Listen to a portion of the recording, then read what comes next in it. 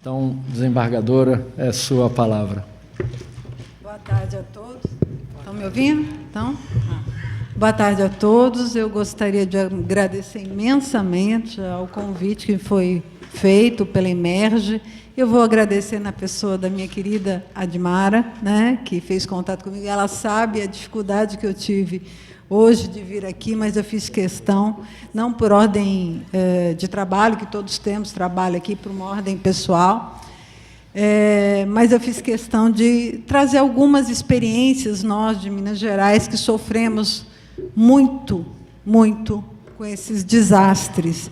Eu fui do Ministério Público, hoje estou no tribunal, tem 4 anos, eu fui promotora de Justiça do Meio Ambiente, fui do Centro de Apoio do Meio Ambiente por vários anos, mais de 20 anos, a minha carreira foi dedicada ao estudo do meio ambiente. Eu trabalhei no primeiro rompimento de barragens em Nova Lima, na região de Macacos, que é uma região muito interessante, muito bonita, lá de Minas Gerais, e na época era a MBR, que foi comprada pela Vale, houve um rompimento. O desastre foi com morte de 5 trabalhadores, na Miração Rio Verde. E, depois disso, foi Cataguases, que eu também trabalhei no rompimento da barragem de Cataguases, Miraí, enfim. Nós fizemos um termo de ajustamento de conduta, na época eu era do Ministério Público, e concertando com os demais atores, Ministério Público Federal, Ministério Público Estadual e vários atores, nós conseguimos fazer um termo de ajustamento de condutas. Em Cataguases não teve vítimas fatais, mas o dano ambiental foi significativo. Depois veio Mariana, né? E depois, isso falando dos maiores, né? Claro. Os menores a gente nem menciona aqui, que seriam tantos que perderíamos o tempo todo só falando desses desastres. Enfim, tivemos Mariana e agora Brumadinho.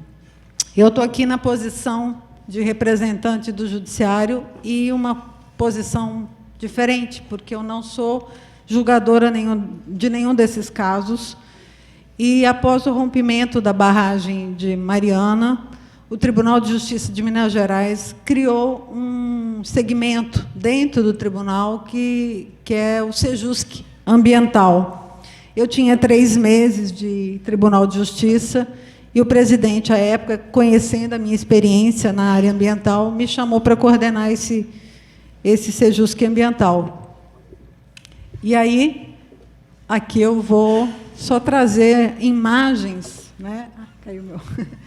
Trazer imagens que os senhores devem ter visto há muito pela televisão, né? Que é uma imagem do rompimento da barragem de rejeitos da Samarco, né? Que é composta pela Vale BHP.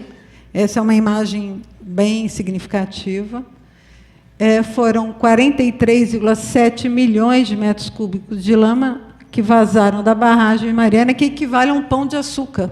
Eu aqui até trouxe essa imagem, que tem essa fonte do portal do G1, que atingiu, então, até o oceano. Eu tive a oportunidade, da semana passada, de participar de um encontro com o Gabriel, também estava lá, em São Paulo, pela Escola Paulista da Magistratura, e o juiz Mário, que é o juiz federal que está julgando esses casos, ele trouxe uma imagem do Mar Vermelho, com os rejeitos da barragem de Mariana. Chegou até o oceano, infelizmente.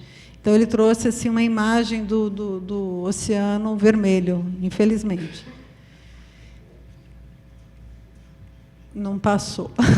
Passou agora. Então, por conta desse acidente, dito acidente, mas para mim foi um desastre, para todos nós, né? Houve a instalação do Sejusc Ambiental. E a competência do Sejusc é do todo o Estado, tanto para a fase pré-processual como processual. Ele trabalha tanto na conciliação como mediação. E por que foi importante isso? Porque, com o rompimento da barragem, a Justiça Estadual ficou limitada, depois das discussões que tiveram acerca da competência, ficou limitada aos danos individuais, praticamente só os danos individuais. O dano ambiental, propriamente dito, foi deslocado para a Justiça Federal. E, na época, a gente começou a ter um problema sério com o governador Valadares. Por quê? Aportaram mais de 60 mil ações no Juizado Especial de Valadares para indenização por dano moral de falta d'água. E aí, o que a empresa, na época, nos disse? Olha, eu não vou olhar para a comarca de Valadares, eu estou com um problema sério em Mariana, com vários atingidos, a gente não tem intenção de trabalhar dano moral por falta d'água. Isso é muito pouco para a gente olhar nessa etapa. A gente até vai ver, mas não nessa etapa. E o que o Judiciário estava tendo de problema? Não andava nenhuma ação em Governador Valadares. E aí, então, a gente fez um trabalho muito grande lá com a empresa e reuniões várias para tentar mediar uma situação que, para cada um, o problema é importante. Para aquela pessoa em Valadares que ficou sem água para tomar banho, para beber, para fazer as suas necessidades, era uma coisa muito importante. E a empresa falava que não tinha braço para ir até Valadares. Mas, depois de muitas negociações, a gente conseguiu que houvesse uma tentativa de conciliação. Houve um termo de acordo que foi... esse aqui é o folder eletrônico da criação do Sejusc, e tem os objetivos. É interessante, porque, quando a gente fala em Sejusc, muitos torcem o nariz, mas como o Sejusc em matéria ambiental? Não tem como negociar. Tem como negociar, e a gente vive negociando. Vive negociando prazos, formas. Então, é possível negociar, sim, porque nós temos que pensar na efetividade, porque há 20 anos, aqui o nosso colega trouxe, que há 20 anos ainda não conseguiram resolver a questão da Baía de Guanabara. E, se a gente não tentar, por métodos autocompositivos, uma solução, a gente vai ficar mais 20 anos discutindo a responsabilidade, nexo causal de um desastre como esse. Então, a gente tenta realmente buscar soluções que possam tanto olhar o lado da empresa como a efetividade da reparação do dano ambiental. Então, as críticas, às vezes, que são feitas, olha, até agora ninguém foi punido, a gente precisa entrar na complexidade do problema, porque não é fácil você determinar primeiro o dano, a valoração do dano e a repercussão do dano. Então, não é uma situação muito simples para se dizer que, em 3 anos, a Justiça não fez nada. Não é que não fez. Existem muitas falhas que foram aprendidas. E eu aqui rendo as minhas homenagens ao representante dos atingidos, porque, realmente, nós tivemos lições nisso. Porque um desastre desse monte, dessa repercussão, não houve ainda, em termos de articulação, de resolução. E a gente aprendeu alguma coisa em Brumadinho, sim. Eu acho que a gente tem que passar isso para os senhores, para ver que, quando a vaidade, isso eu vou dizer com conhecimento de causa, porque, às vezes, a mídia fica muito em cima de um determinado evento.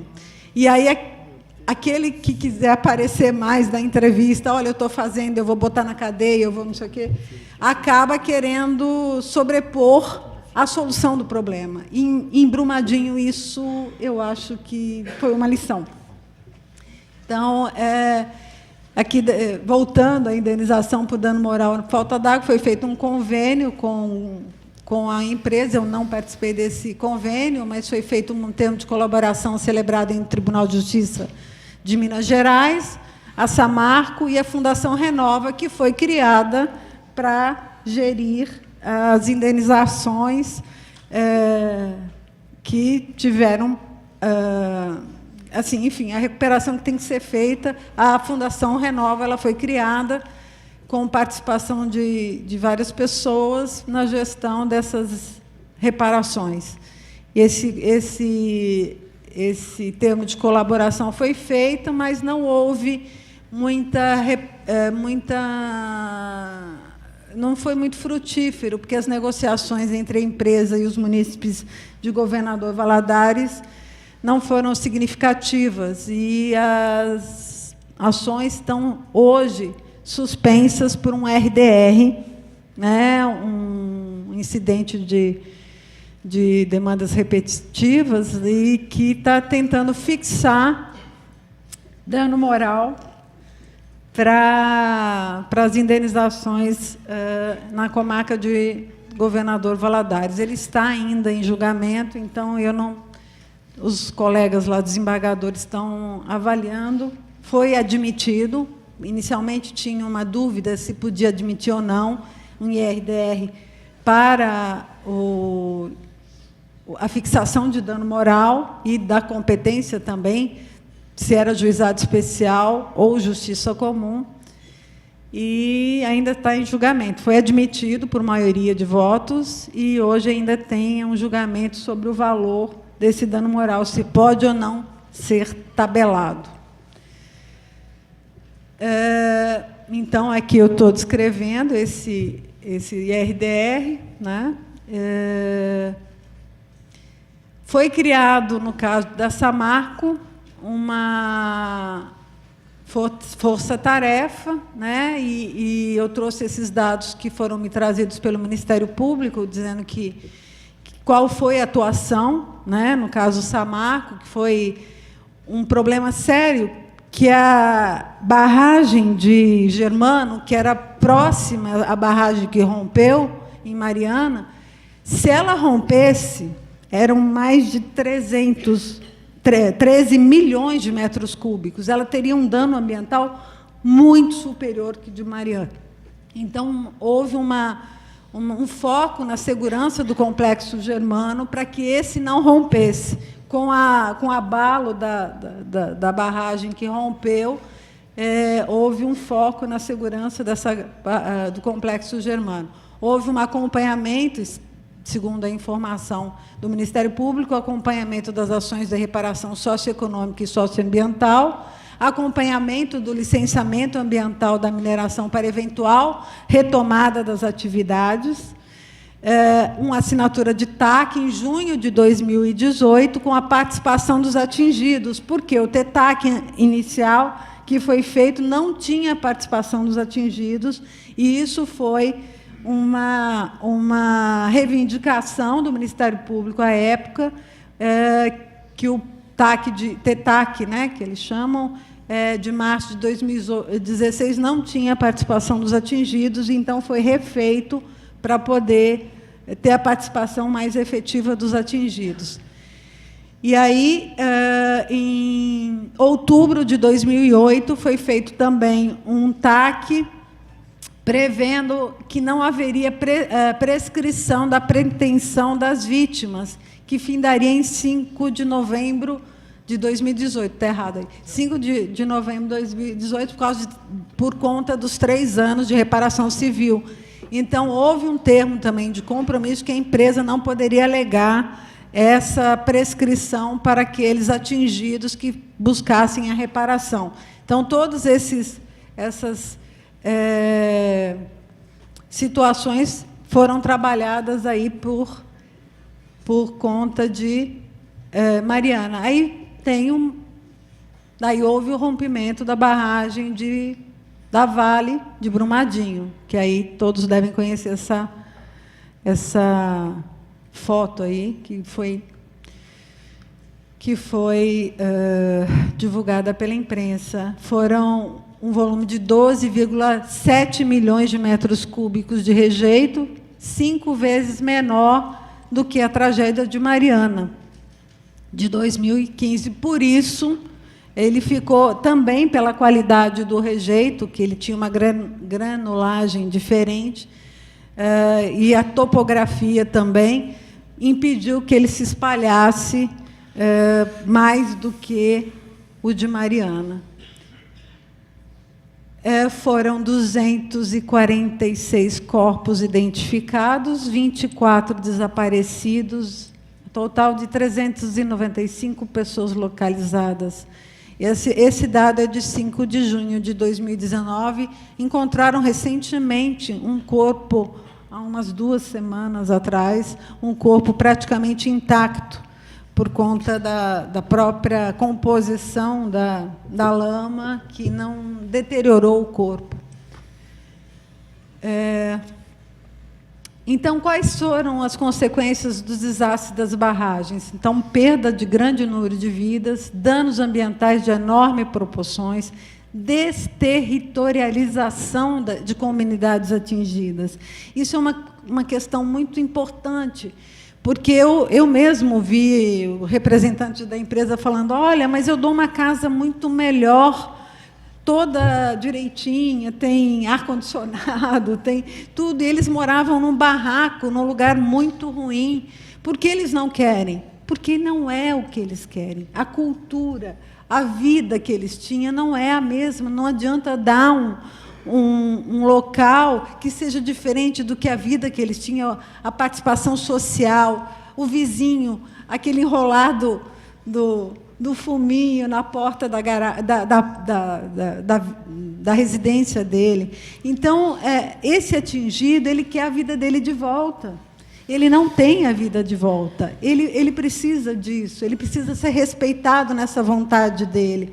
Então, essa indenização da desterritorialização, em Mariana, os atingidos são discriminados, porque estão recebendo, o senhor deve saber disso, né? Eles estão recebendo um vale de sustento, de salário mínimo, e eles são discriminados, dizendo que eles são culpados porque a empresa não está voltando a trabalhar. Então, é assim... em Mariana, exatamente, Mariana. Então, é um negócio assim, muito complicado, os danos sociais são imensos, né? Lógico, tem perdas de ordem econômica, repercussão de subsistência dos atingidos direta e indiretamente, bem como a arrecadação tributária, afetando a continuidade até dos serviços públicos. O sofrimento em razão das perdas dos entes queridos, das suas identidades culturais, o congestionamento do Poder Judiciário com a multiplicidade das ações, aquilo que eu já tinha mencionado. E as diferenças que eu coloquei aqui entre Mariana e Brumadinho, que houve uma criação de um grupo de trabalho de monitoramento das ações ambientais. Então, o Judiciário, logo no início de janeiro, ele baixou uma portaria para que monitorasse todas as ações ambientais de grande repercussão social. Qual foi o objetivo? Promover o monitoramento e mapeamento dessas ações que envolviam as atividades minerárias de potencial risco e dano ambiental, inclusive humano.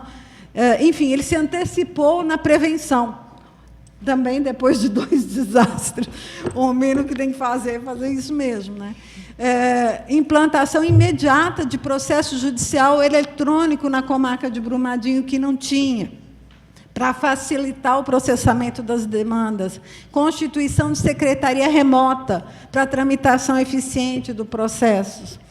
Atuação do Sejusc Ambiental na mediação dos conflitos, face à solicitação das partes e magistrados. É importante um ente que esteja fora tanto do julgamento, eu entendo, tanto do julgamento, o próprio juiz que vai julgar a causa, as partes, às vezes, ficam um pouco ressabiadas em falar tudo o que estão sentindo, porque esse cara vai perceber, aí, na hora de dar a sentença, ele vai levar em conta o que foi falado. Não, a mediação é sigilosa, as negociações não são transmitidas pelo mediador, então é importante que tenha alguém que seja facilitador, mas que não seja o julgador, mas também tem que ser alguém que tenha conhecimento na área, não pode ser um mediador, na minha visão, que não tem especialização na área ambiental. Eu acho que tem que ter No caso de Minas Gerais, eu que sou a mediadora. Então, assim, além da experiência ambiental jurídica, eu não julgo o processo, então eles ficam bem à vontade para discutir todas as problemáticas. Eu acho bem interessante, até a gente fez um encontro ano passado em São Paulo, e da Carta de São Paulo, uma das coisas era incentivar a criação de sejusques ambientais nos tribunais do país, porque realmente é a saída, né, doutor? É a saída a gente tentar equacionar todas as diversas vertentes, né, da dificuldade em casos desse porte, né? Aí houve, então, a diferença, confluência da atuação dos Ministérios Público Estadual, Federal, do Trabalho, impedindo discussões de competência amicus curiae, como foi dito aqui. O Ministério Público Federal entrou como amicus curiae na Justiça Estadual. É interessante isso. Saiu a vaidade, vamos atuar conjuntamente em prol da indenização, a reparação, que é o principal. Atuação nas diversas áreas, inclusive criminal, todos consertando essa atuação.